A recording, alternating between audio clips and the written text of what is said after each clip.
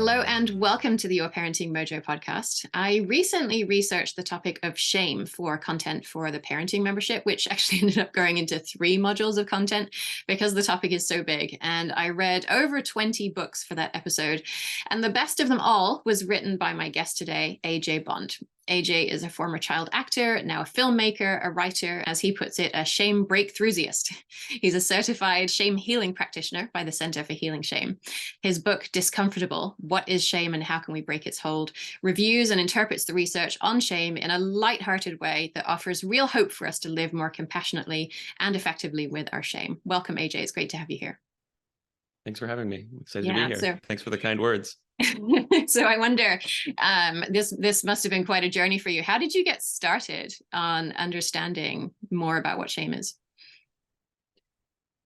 Yeah, I think a big component for me is growing up gay and struggling to make sense of that and make that fit in the culture that I was being raised in. And so that was just like a truth that I felt like I had to hide and that I felt was very bad and dark and wrong in this just very visceral way. And then I did a really good job of just hiding that from myself. I just pushed it away out of my consciousness for like a decade.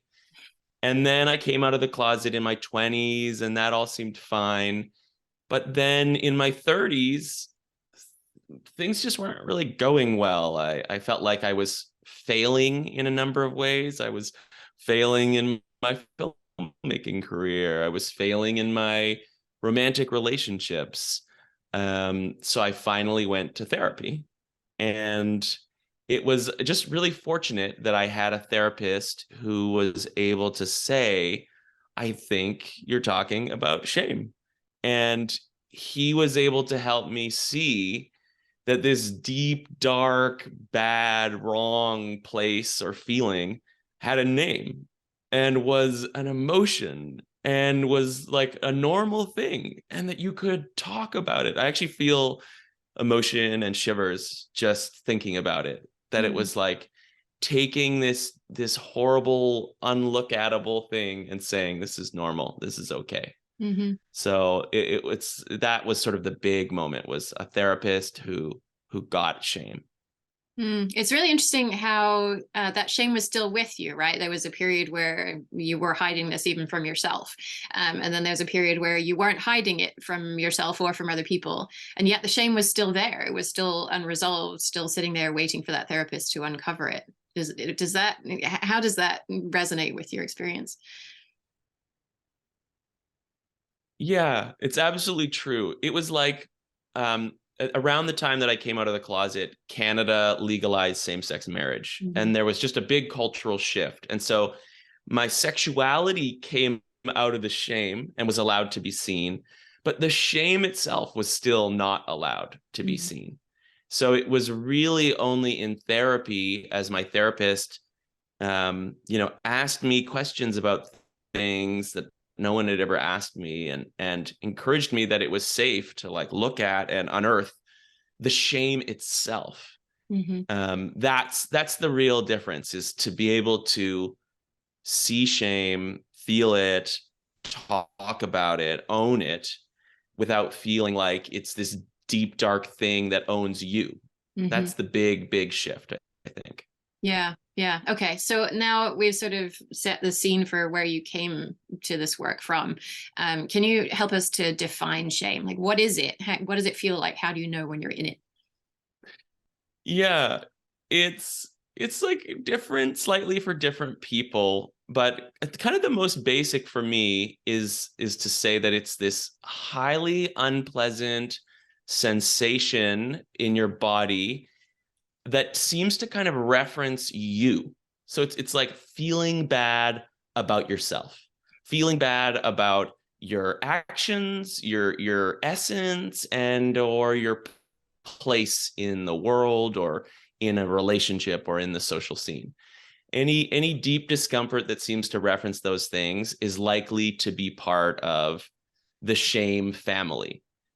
And I do think of it as a spectrum. So it kind of at the core of shame is what I'll call shame affect. This is coming from affect theory. Mhm. And that's just the feeling, the unpleasant feeling itself, shame affect. And in like little doses, you might just call it like shyness or embarrassment. And as it gets higher, you might start to see self-consciousness, guilt, shame, and then even higher humiliation, mortification, self-disgust, things like this. So everything along that spectrum for me is what I mean when I talk about shame, this whole family. And I just want to note that for some people, it's really hard to feel because it's just so abhorrent, or they're not comfortable going into their body or their sensations. But there will still be some kind of wrongness or aversion. There'll be some way to sense a badness about yourself. Yeah. And it always seems to be social, right? So there's this badness about ourselves, but it's almost seen through the eyes of another person, right? Like I think that you think that I am not worthy in some way. That it's not just this evaluation of myself, but it's evaluation coming through somebody else's eyes, right? And thinking about your homosexuality, it's acceptance by family, acceptance by society. Those things are lacking. And so this comes back to reflect on ourselves. Is that right? Yeah. I think there can be different versions for different people. I think there's some shame that can be, very me with myself, but the most kind of toxic and disempowering kinds are the type where it is this sense of comparison, hierarchy, status. Everyone else is somehow better, and I am worse. I'm flawed. I'm bad. Mm-hmm. And I do think that, we are a social animal. So I think in a very powerful way, our identity, our sense of self is always in reference somewhat to other people. Mm-hmm. So it is both intrinsically social, and yet it can be perceived as me judging myself as well. Mm-hmm. Yeah. And I think that really gets to where this stuff develops, right? Because I think it starts really early on in childhood. Yeah. Can you talk a little bit about where it comes from? Kind of how does this stuff build up in our interactions with our family members? Yeah. I think again, I'll kind of talk using affect theory because I find that to just be a really powerful way to look at shame. And they talk about shame as the discomfort that comes up when you don't meet the ideals and expectations you have of yourself. So it's just almost like this alarm system saying like, hey, you said you were this or that you should be this, and it doesn't seem like you are. But the way that we come up with this expectation and this ideal are concepts that are conditioned into us, or that we create with our own childlike sense making at an extremely, extremely young age. And the other part of shame, I talked about shame affect being the feeling, but the other half is cognitive shame. It's the story you tell yourself about what the feeling means. And that is also deeply based on the stories that we heard about ourselves from our caregivers, our peers, our siblings, and from culture at large, again, as children. So not only are the expectations that create shame often largely based in childhood sense-making, childhood experiences, childhood trauma, but the stories that we tell ourselves, like, oh, when I feel this, it means I'm bad. That's a story that we came up with in childhood, or a story that we inherited in childhood. So it really, again, the most toxic forms of shame are birthed in our childhood experiences, and they stick with us. Mm-hmm. Yeah. And I was trying to think, okay, when does this start, right? How does this begin? And to me, it seems to come back to when the baby starts to become mobile, right? Because before that point, it's, yes, it cries, and yes, that can be frustrating some of the time. But by and large, what we're trying to do is accommodate the baby's needs to the extent that we can. And then at some point in that baby's first year, the baby becomes mobile. And at that point, we're no longer accommodating all of the baby's needs. We're starting the process process of socialization. We're prohibiting them from touching things. We're prohibiting them from doing things. And increasingly, we have these expectations that I've told you 5 times you shouldn't touch that thing. So why are you still touching that thing? And it seems like these expectations build and build and build. So as far as I can tell, I mean, this stuff starts in the child's first year, late in the child's first year. Do you think I'm on the right track? Absolutely. Absolutely. I think even earlier, in the sense that I think what a child is really looking for is attunement with a caregiver, a sense of connection, acceptance, love, having its needs met, being cared for. And anytime that doesn't happen, this phrase from Gershon Kaufman comes to mind: the breaking of the interpersonal bridge. Mm. And that, in Gershon Kaufman's mind, is what causes shame. There's so many different ways to define it, and I'm sure we'll touch on a bunch of them. But that breaking with the parent so early on can cause a sense of shame, because I think there's a built-in expectation of this kind of connection in a child. And so this shame keeps coming up, and it's in need of repair. It's in need of the caregiver noticing a rupture has occurred, and comforting the child and making it clear to the child that it's okay for the child to feel this pain, and it's going to be okay. It's going to be taken care of. So the child doesn't feel all alone and bad, somehow unworthy, in a very precognitive way almost. But it also doesn't feel like its bad feelings are themselves bad. Mm-hmm. So that does seem core throughout childhood, that the parent can give the child that sense of connection, safety, etc. Does that make sense? It does, yeah. And I think what you're saying is that I'm tracing it back to the middle of the first year. You're tracing it back even further. And I think this probably comes from the various definitions of what shame is. I'm sort of tracing it from the inhibition of the yes, right? And you're tracing it from the mirroring, which I think is equally valid, just as important. And saying that when we don't receive that mirroring from another person, that itself is shaming. And that happens, from day one, right? This is not end of the first year. This is from day one. So we can have these potential ruptures very early on. And even I can imagine the two kind of coming together, where the baby is sort of excited about a toy or something, and the parent is not excited, right? The parent doesn't engage, the parent doesn't make eye contact, looks away. And so then you have that rupture again. And it seems to me that what's most important, no matter where we think it starts, is the re-establishment of harmony, right? Like there's some sort of rupture, because there are going to be ruptures in any relationship between two people. Absolutely. And what happens then? Yeah, I'm glad you referenced this. So the diminishment, this is affect theory again, that shame actually takes our positive affects, what I call in the book the yes feeling, and our expectations of positive affect, and shame diminishes them when it seems like they're inappropriate or unsafe. So you're absolutely right. The baby is like thinking it's about to get caregiver attention, and it's so excited, has the expectation of pleasure, and then the caregiver doesn't seem to like notice or pay attention, and shame will come in and be like, no, I guess that's not appropriate. Something's wrong. And it flattens that affect, and it does that, continues to do that throughout our lives. The classic example I like is like, I wave at a friend, I realize it's not my friend, and shame immediately like flattens the excitement and the expectation of pleasure, so that I look more appropriate, acceptable, just sort of neutral, something like that. I wasn't looking at you. Yeah.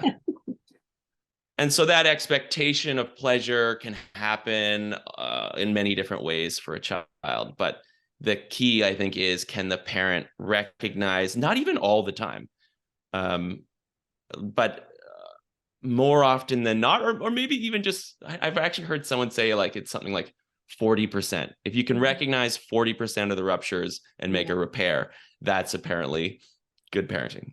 Yeah, yeah. And as you were talking about sort of recognizing a friend, it reminded me of the still face experiment, right? Where you can look that up on YouTube for folks who are listening and watching, and see this baby in a chair, in a high chair, and the parent is sitting right there, and the parent has been instructed not to respond to the baby, and the babies just find this absolutely distressing. I mean, it's heartbreaking to watch these babies It is. trying to elicit a reaction from a parent who has been instructed to just have the still face. Yeah, it's like you can see shame Mm-hmm. birthing. The child's like, Yeah. what's wrong? What am I doing wrong? Am I Yeah. bad now? Like this used to be good. It really is heartbreaking. And I Yeah. think it's such a vivid example of the way shame as a child births in that breaking of the interpersonal bridge. Mm-hmm. Yeah. And so you talked about kind of rupture and repair, and that you don't have to get this perfectly, right? This is not I have to do this right 100% of the time, or my kid is going to be, somehow have really terrible outcomes out of this. But a relatively low percentage of the time that these repairs have to happen. What does that repair look like? I'm thinking of the infant stage, and also as we get older. What does a good repair look like? Yeah, I don't feel like I'm an expert in the subject of repair, but what's coming up for me is a kind of a balanced response where we're not going too clingy, where we're communicating to the child that its discomfort hurts us so much that can almost itself be a little bit inhibiting for a child. I can think of experiences where I've withheld my own pain from someone because I don't want them to empathetically go into distress. So it's like wouldn't want it to be too clingy attachment, but also wanting it to not be disinterest, which is sort of the rupture in the first place, probably just a missed moment of attunement or busyness or something like that. So it's for me, I would long for a kind of boundaried but warm, um, kind of like a space to witness. Oh, what happened? I'm really curious. Mm-hmm. Oh, that was like really hard for you. Kind of creating a space where it's comfortable for the child to be honest. It's comfortable for the child to ask for a repair, which I've actually seen children do. They like come back and they ask like, "Oh, that's bad," something like that. Mm-hmm. So I think it's really about the welcoming and warmth and openness to have the child express what happened. Mm-hmm. I don't know that there is much to fix beyond I'm here now, I'm interested in what went down, and I get that kind of witnessing and holding space for. That's what comes up for me. But again, I'm sort of not an expert. So I Yeah. actually would, turn it back to you on that. I guess what comes up for me when you say that is yes, yes, that's what I want when I'm on, the end of the shame, and I'm thinking about it from the parent's perspective, and the shame that's coming up in the parent at having sort of brought about this shame in the child. It's like, oh, do I have to relive that? Can we just forget about it? Like, can we just sweep it Yeah. under the rug and pretend that it didn't happen? And then maybe it won't be a big deal. And if I don't have to go through it again, then what if it traumatizes them and it makes it harder for them? And also it's embarrassing for me to admit that I did something that, elicited this feeling in my child. And so there's, I think, a very strong cultural idea that when this thing happens, that we should just kind of paper it over and pretend that it didn't happen. Yes. Yeah. Yes. We have such a culture of get it right the first time, be perfect. Yes. And it really is a shame because, as you've already said, it's impossible.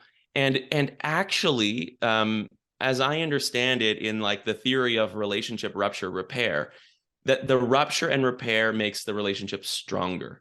So Mm-hmm. it's actually like having a rupture is not a bad thing at all. It's a beautiful opportunity for a repair, which is a deepening and strengthening of the relationship.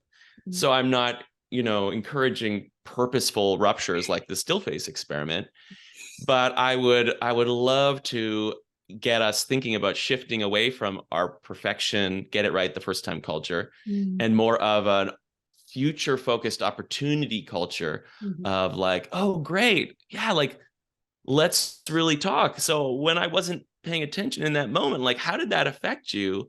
We're getting to like a deeper level of communication and understanding. And I think it's, again, if I'm looking at what am I longing for in a repair, that the person making the repair can own their experience if they are feeling some shame, but again, in a way where they're entirely owning the responsibility for it themselves. So they're not putting any of their discomfort onto me. But if I sense that they're in discomfort and they're not naming it, that can also bring up shame in me. Like, are they mad at me? What's going on? Why are they acting like this? Did I do something wrong again? So it's just worth noting that as a person in power, as a caregiver, the more we can own and be transparent about some of the discomfort we're feeling, it can help to lift concern and responsibility off of those beneath us so that they understand, oh, okay, so yeah, you experienced some shame. That's why you're like this. It's not my fault. Does that make sense? Yeah, in some ways it feels sort of a scary line to walk. Like I need to say enough about my experience that you see that it wasn't your fault, but not so much that that it puts it That on it you. becomes your fault. Yeah, exactly. Or that it becomes your problem. Yeah. Yeah. Yeah. And I'm also, I don't know if this is taking it too meta, but you know, there was an initial rupture, and then we're repairing the rupture at a different level, and then it's almost like there needs to be a third layer of, how was that repair? Did that work for you? Did that help you to feel more connected to me? Was there anything I said that was reshaming or more shaming, or it didn't make the repair effective, right? And that could help us to deepen the relationship one level further, which in some ways feels, again, intimidating. Like, seriously, I have to have this 3-layer thing. But in other ways, if we care so much about this person that we don't want them to feel shame, right, then isn't that where we want to be spending our time with them, in this sort of super deep relationship building stuff? Yeah. I mean, what you're describing is what some people call meta conversation. It's also something that they do in processes like authentic relating. And it's basically, I think, again, we're in a culture where we think like, okay, I keep a bunch of stuff hidden and then I do perfect things that you see. And this meta conversation is like, no, I'm actually just going to kind of keep showing you what's true in the moment. And so it's beyond just a 3-step thing. There's the possibility of always being ready for the meta conversation move, of being able to say, hey, right now, what's happening for us? Like, I notice I'm feeling a bit concerned about how I'm impacting you right now. Is that what's happening for you? And so it just like takes us into this really honest, vulnerable, authentic, present moment place where we can really just see each other. Do you have friendships where you do that, and partnerships where you do that? I have friendships where I try to do that. I have a lot of practice doing that in groups of authentic relating, or circling is another modality where we do that. But so it's like something I'm quite good at with a stranger. But when it comes to my closest friends or family, it becomes very, very hard. And so I want to just name that that's very, very hard, what I'm describing. But it doesn't mean that it's not something that is valuable, that could be experimented with.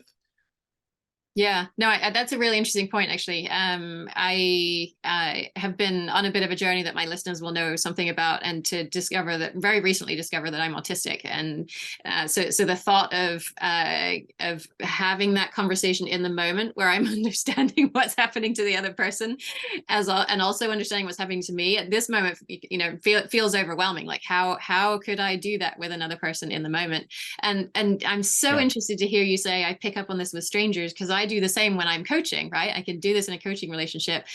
Can I do this with my friends? Can I do this with my husband? I don't know. That feels very different and scary. I'm so glad that you mentioned that, because no, you can't always do it. In fact, sometimes it feels deeply unsafe.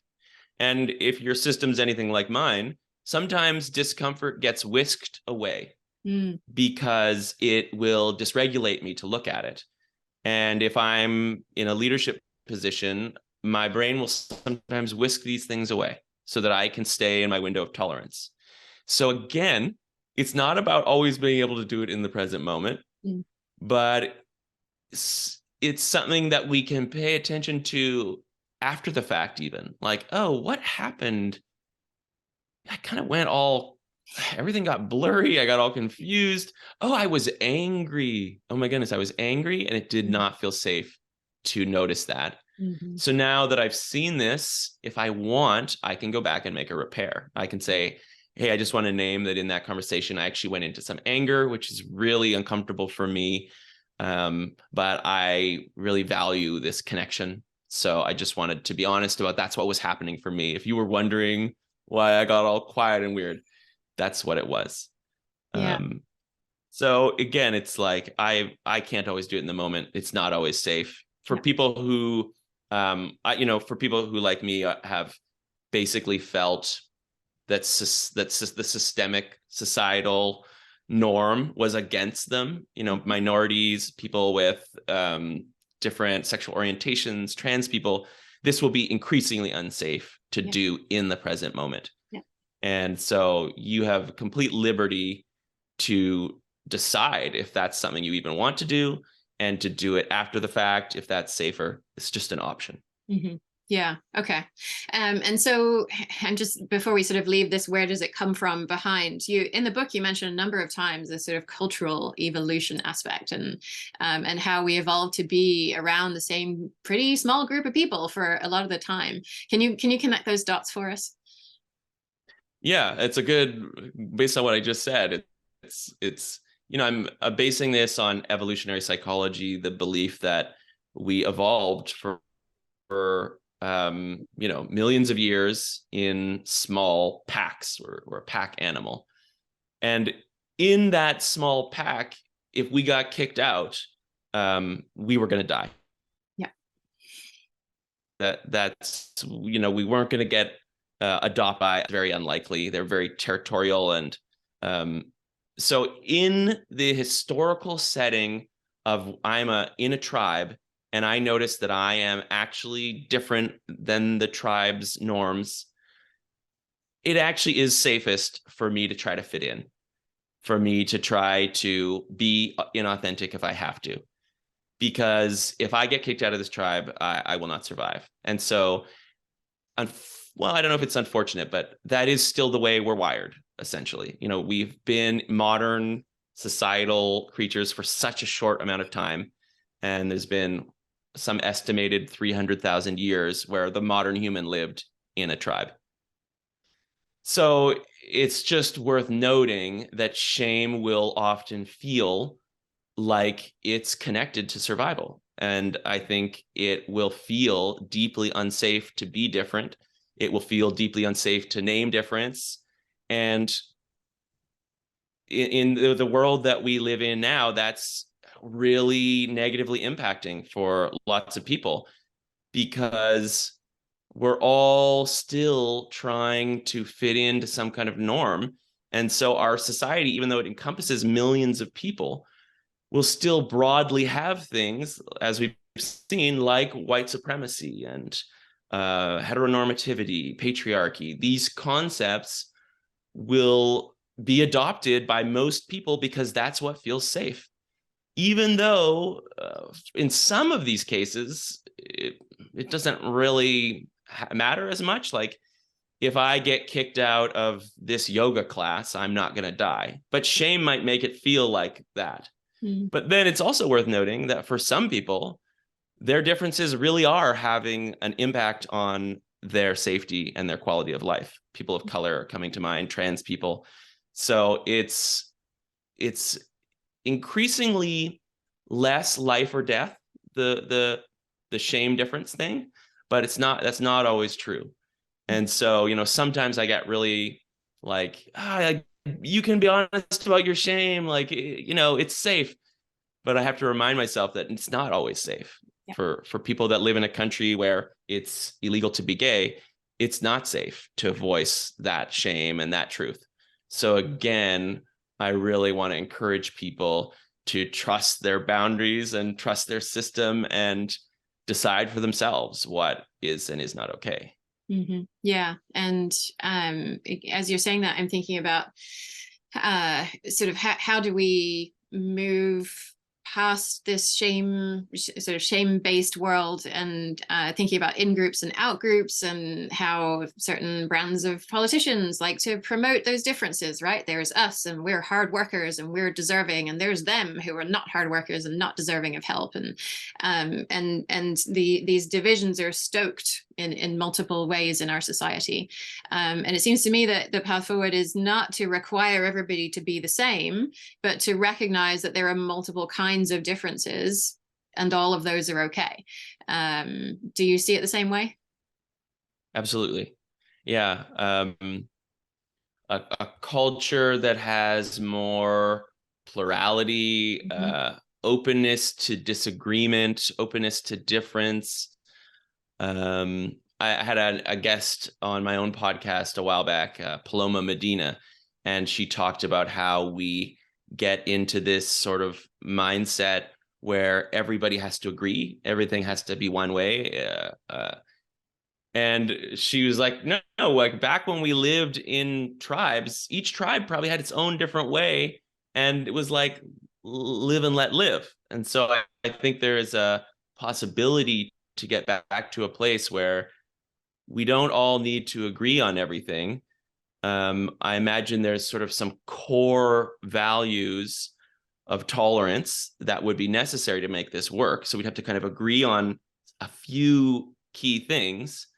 But then beyond that, it could just be so beautiful to not have to win every argument, to not have to be right all the time, to just be like, oh, this is the way I see it. This is one possibility. And not have to have this mindset of convincing everyone to be part of our religion, or convincing everyone to be part of our political party, or convincing everyone to think correctly.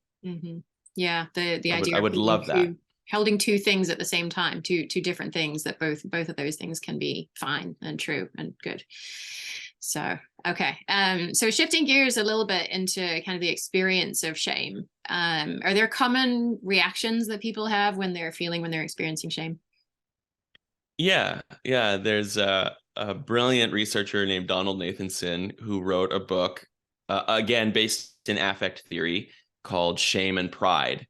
And his observation was that there's actually kind of 4 broad categories of reaction that we tend to go into when we're feeling shame. And he calls it the compass of shame.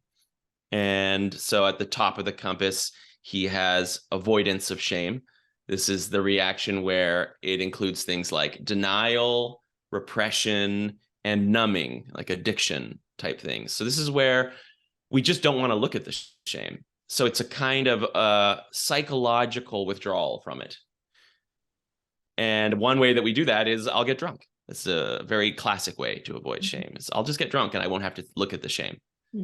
Or I'll pretend like everything's fine and I'll smile and we'll just pretend like I'm not feeling shame right now, which is something that I'm known to do. Scroll through Facebook for 3 hours and just forget that that's out there and not deal with it. Yeah. So that's at the top of the compass. And then as we move around on this side, there is the attack longitudinal line. And on one end is attack self. And this is sort of the very classic reaction to shame. Like, I'm the worst. I'm so bad. Like, I'm so stupid. And this can also include like your inner critic. It can include self-harm. And it's basically blaming yourself for everything. And then on the other side of the attack line is attack other. And this is where we don't want to take any responsibility. We go into blaming. We want to shame back. We want to shame someone else. And this can even be like violence and aggression. In fact, Brene Brown talks about this, and James Gilligan, who's a violence researcher, says the same thing, that shame and humiliation are the root cause of all violence. So that's on the attack other side. And then at the bottom, we have actual withdrawal, like physical withdrawal. This is, I will literally run away. I will avoid you. I will never talk to you again. I'll sneak off to the bathroom and hide, things like that.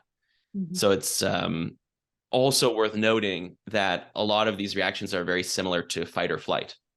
Yep. And some people will add fawn or people pleasing to fight or flight as well. And I think you could plot that between denial and attack self. I think that's where people pleasing shows up. Yep. As in, I'm not going to tell you I'm in shame.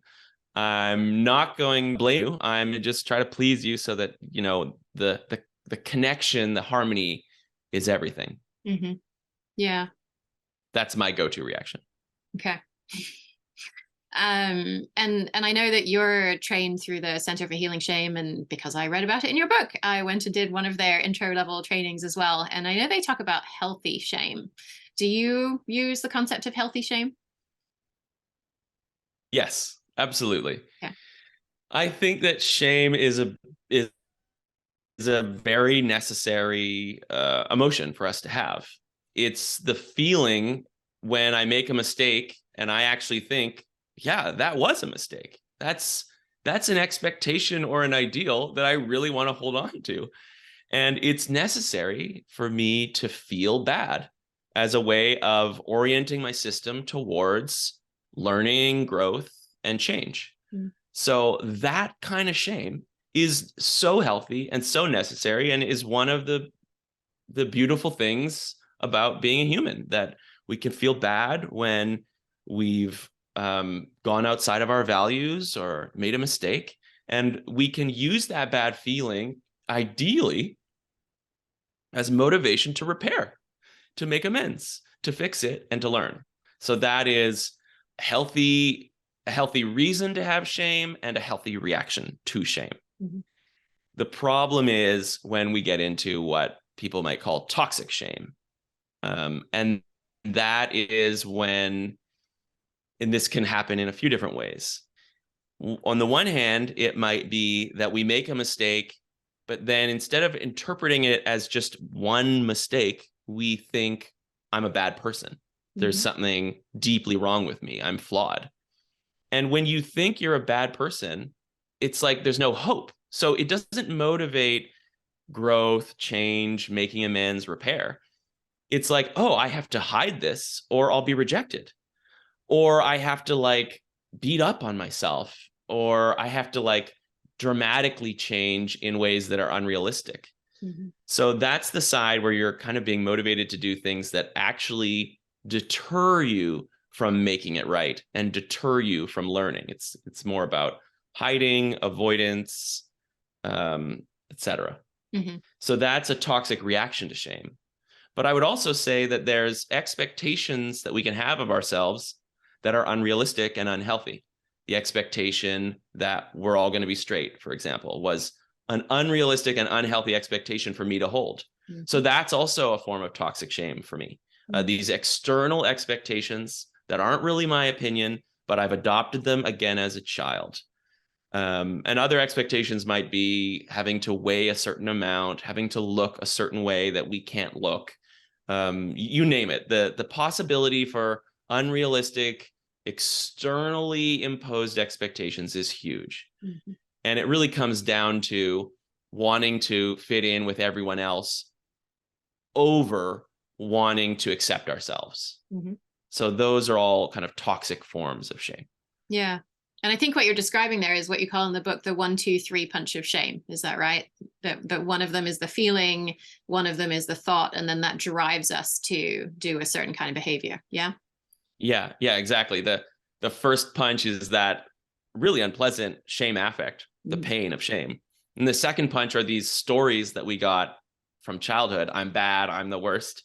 And then there's our threat response system, or our compass of shame responses that instinctively push us towards a defensive strategy. So we already have a behavioral impulse that's really hard to avoid.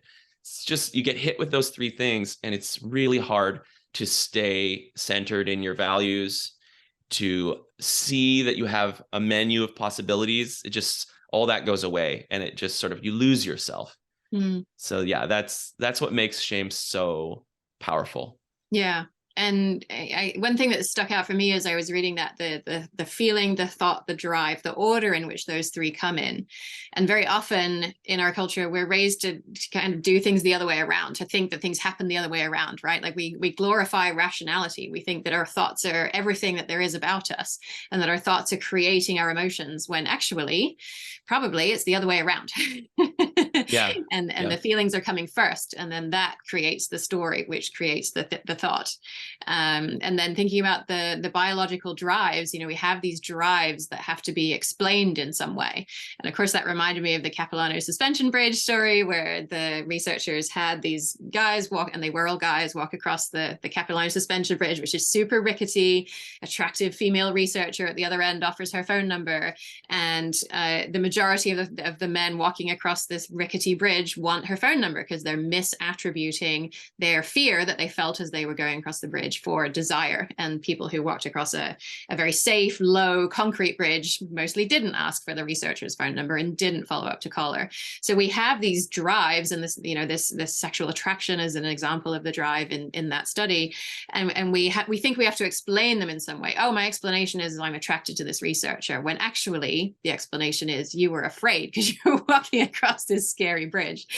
So it's so interesting that how you draw out this, the feeling, the thought, the drive is more often the what actually happens, but we think that it happens the other way, and we try and make up these explanations.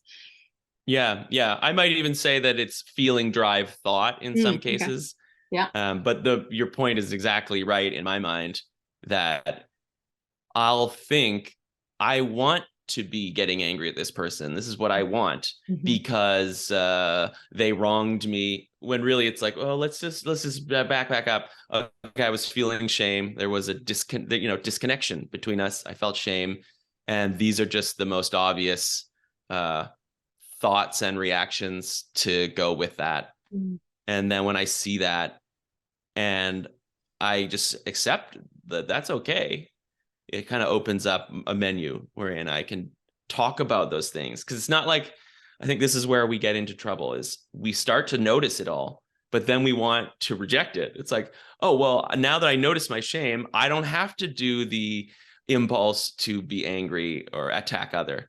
But I find that actually what I do have is just the ability to name it and see it, but not to like necessarily get rid of the impulse. It doesn't mean I have to do it, but there's like this balance of accepting it all without doing it or without believing it. That becomes the most powerful discernment in this shame punching bag game. Yeah, so it's like it's fine for me to feel anger, right? Especially as a woman, conditioned that it's not okay to feel anger. Yes, it's okay to feel anger. It's what we do with that anger that's the important part. We can tell the other person, I am feeling angry right now, and still save ourselves from the actual lashing out in anger, saying something we don't mean, which then makes all kinds of other shame-inducing things. And anger is very healthy, I'm discovering. This is, I come from a background where anger was shamed away. Anger was bad. Anger was violence. And when we're in a like people-pleasing type of reaction, and they talk about this at the Center for Healing Shame, your anger response gets frozen, because it's kind of the opposite of people-pleasing. If I'm angry at you, I want to create harmony and warmth, even if it's fake, for my safety. And that actually can kind of trap me in attack self. I can't see from that vantage point where my anger is frozen that actually other people have maybe contributed to this situation, and that actually might be very natural for me to have boundary setting anger, where I say, hey, like, actually this wasn't okay the way that went down. So when I talk about the reactions to shame, it doesn't mean like they're all 100% bad. Sometimes getting angry is exactly what we need to do.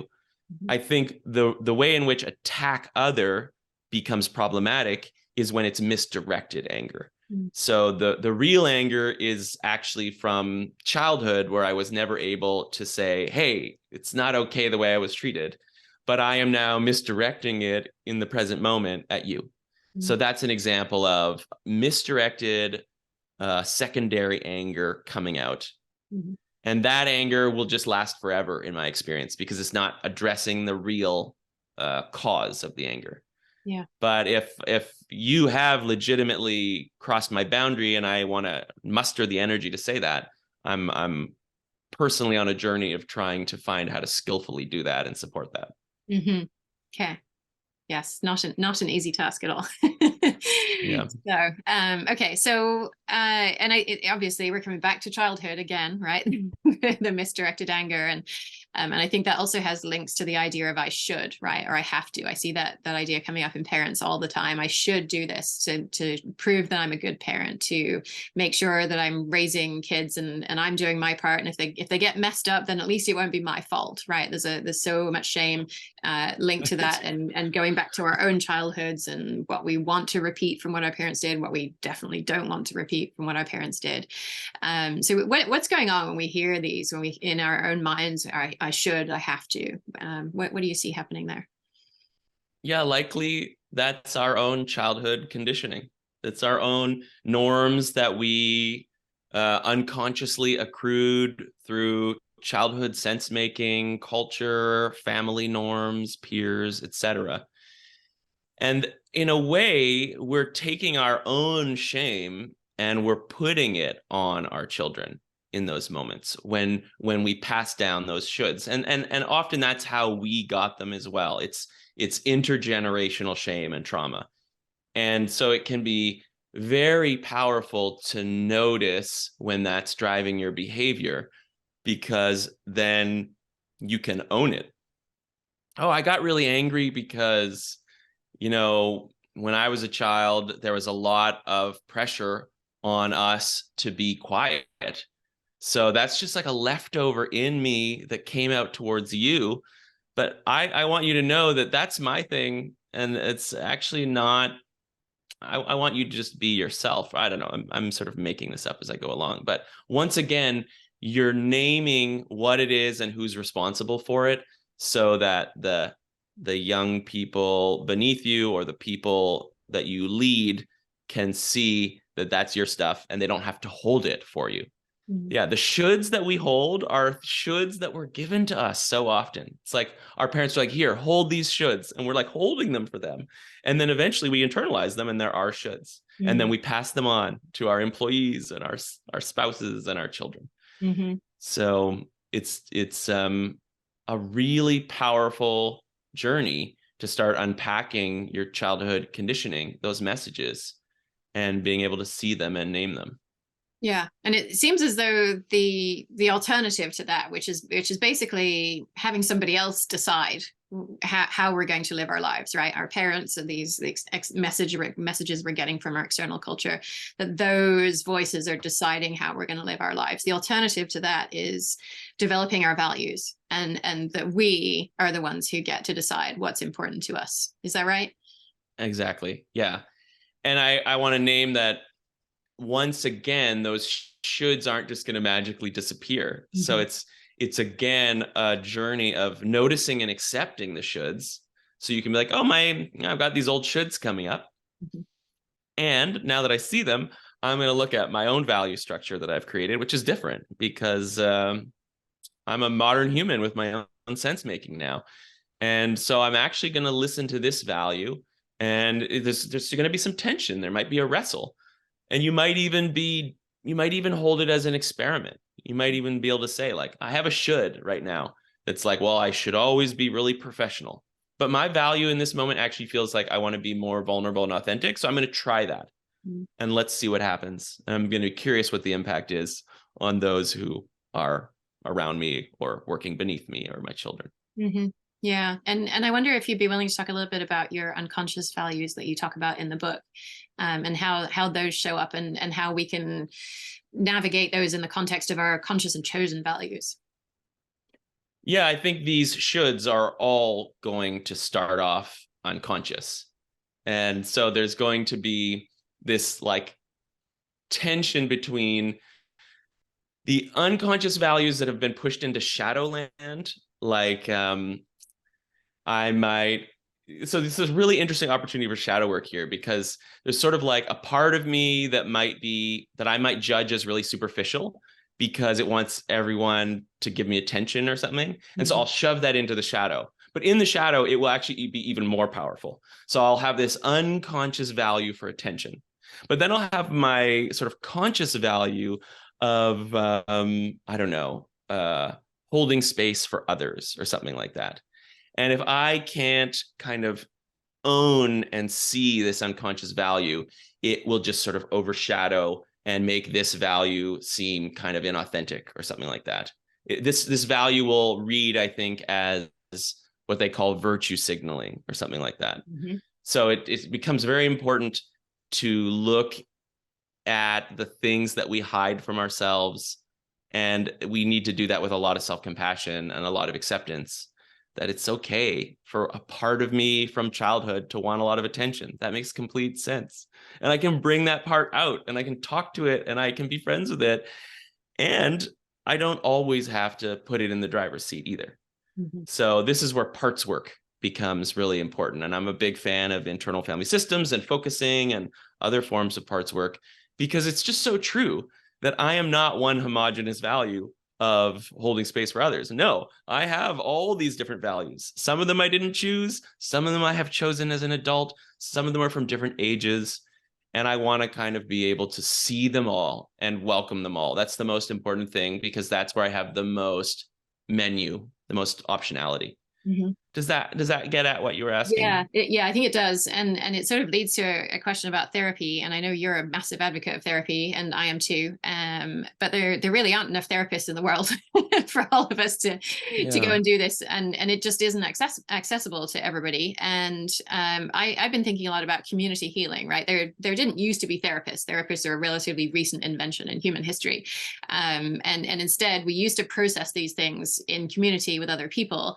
And I'm thinking about, I know internal family systems, there's a big thing on sort of self-therapy and doing this work yourself, or with a partner, with a friend, with somebody who isn't a trained professional, who can kind of witness us and our shame-related feelings and accept us in all of our humanity.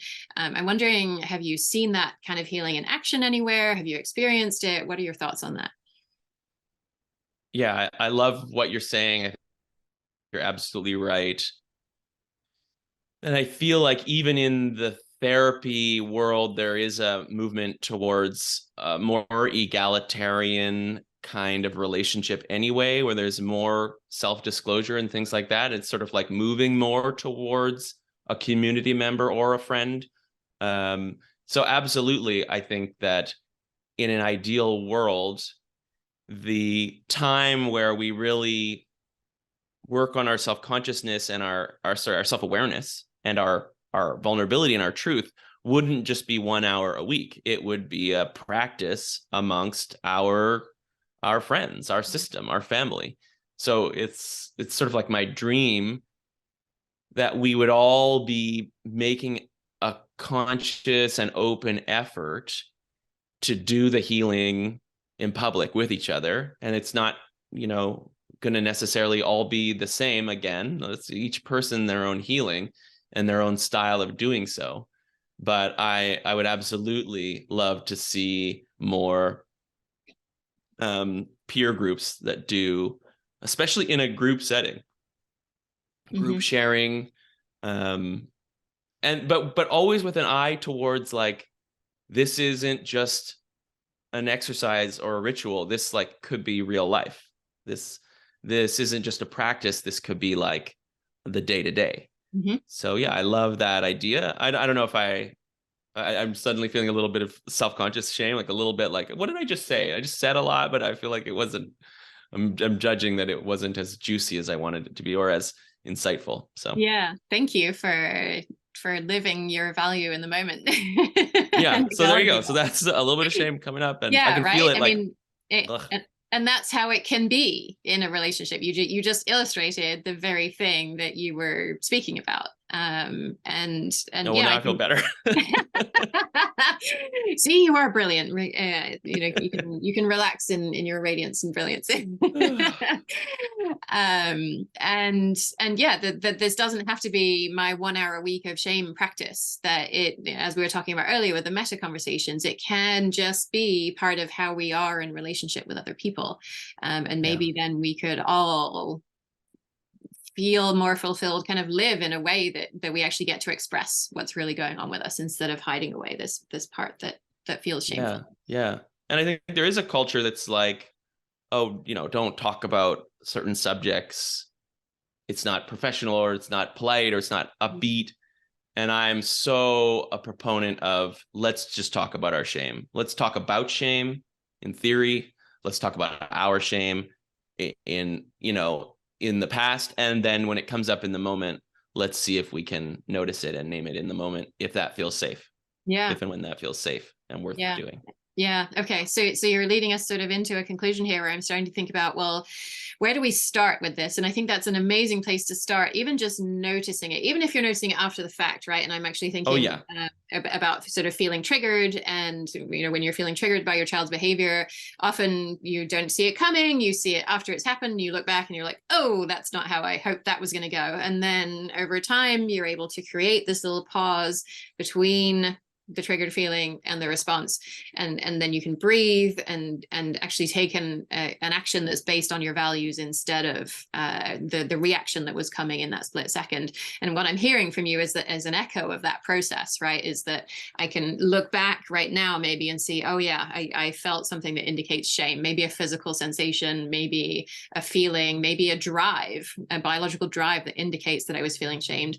And perhaps I can work towards noticing that in the moment, creating a pause, and then choosing a response based on my values instead of the instinctive thing that happened. Yeah. Do you see a connection there? Yeah, totally. I love that. And I would also note, to bring it back to repair, that noticing it after the fact is great. And you can make a repair if you need to. Mm-hmm. So like even better, perhaps. Yeah. That I really want to emphasize that, like, a culture of repair is something I'm longing for. Where that's just built in. It's just built in that leaders and parents are going to make mistakes, and then they're going to come back and take responsibility for them. Yeah. That would be a beautiful culture. So yeah, you will absolutely see shame after the fact more often than not, because it's so unpleasant. Mm-hmm. And that's great. That's an opportunity to learn. And if you want to, if necessary, you can make a repair. Yeah. And it seems like mindfulness is a really key component to this, right? Like being absolutely conscious in the present moment about what is actually happening to me is a critical skill to be able to see that shame, both after it's happened and while it's happening. Yeah, absolutely. Big fan of mindfulness, meditation, pausing, slowness. The longer I pause before I respond, the more likely I am to see what's really going on. Mm-hmm. Yeah. Yeah. Is there any advice you would give to people who are just getting started here, who are listening to this episode and they're thinking, oh my goodness, I can feel that there is so much shame in my life right now. Maybe they can even identify the subjects that it comes out, like it's about body image, it's about, my child, a specific experience my child is having and how that reflects on me, something like that. And they're not quite sure what is the first next step to take. What would you say to that listener? Well, this is what comes up for me in this moment. I would recommend some journaling around these three things that you just mentioned. If they can just find some time to look back at a recent experience where they think they might have felt shame, and kind of like put themselves back into that. And then I would really encourage them to just get curious about, what does it feel like in my body when I revisit that? So, which is to say, where might shame live? What might it feel like? Where is it? Is it in your chest? Is it in your stomach? What is the shame affect sensation? Write that down. That's a really important piece of self-awareness, to start to kind of memorize that feeling. And then the stories. What are the stories about me that are coming up? And particularly, what are the stories, as you mentioned before, that I think people are thinking about me? Mm-hmm. What are the stories about what people feel about me in that moment? What are the stories about my place in the social hierarchy in that moment? So you can start to write those down. Those will start to be themes. You'll see patterns. And then so that's just a great place to start. Now you're getting self-awareness about how shame shows up in you, and that kind of taking it further step when you have the space and time would be to look at those stories and say, where did this show up in childhood? Mm-hmm. Are there some patterns here? What are the associations? Are there some moments that were similar? Where did these stories come from? Where did this idea, and that's where you start to get into where the expectations and stories were born. And that's the place where you can actually do some really, really profound healing by noticing that those expectations and stories weren't really accurate, mm-hmm. and weren't really fair for you to have been burdened with. And you can start to do a journey where you let that stuff go. Yeah.